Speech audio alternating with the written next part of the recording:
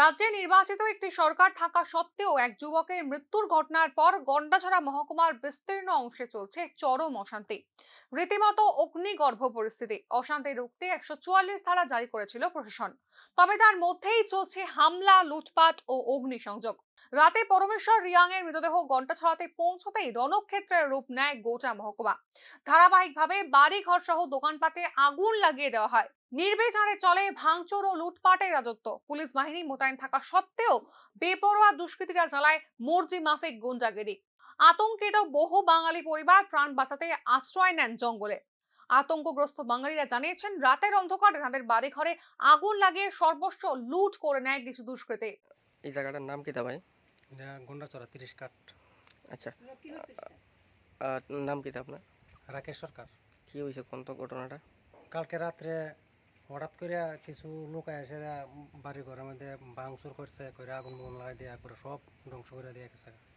বুঝতে নাই আমার বসত বাড়ি সব শেষ। কয়টা ঘর পড়ছে আপনার? আমরা বাড়িতে পড়ছে 4টা ঘর। এটা আমার ঘর, এটা হচ্ছে আমার বাবার ঘর, এটা হচ্ছে আমার ছোট ভাইয়ের ঘর। জিনিসপত্র কিছু নাই? জিনিসপত্র সব লুট করে লেগে গেছে, যা আছে সব লেগে গেছে, কিচ্ছু নাই। দেখেন না, দেখলেন দেখেন কিচ্ছু না, কোনো জিনিসপত্র কোনো কিচ্ছু নেই। এটা হচ্ছে ঘটনা কোন? ঘটনা তো কালকে আমরা বয়েতে আমরা গেছি গা 60 কাঠ ধরে। এখন দা 8টার সময় আছে না, 8টার সময় এসে তার আমরা ঘর বাড়ি ঘুরছে।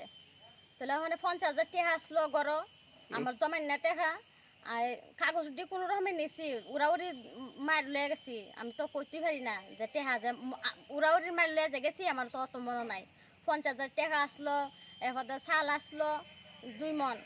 জনমাল রক্ষার দাবিতে পরবর্তীতে শনিবার সকালে বাঙালি অংশের মানুষজন নিজেদের পরিবারের নিরাপত্তার দাবিতে গন্ডাছড়া থানাও ঘেরাও করেন।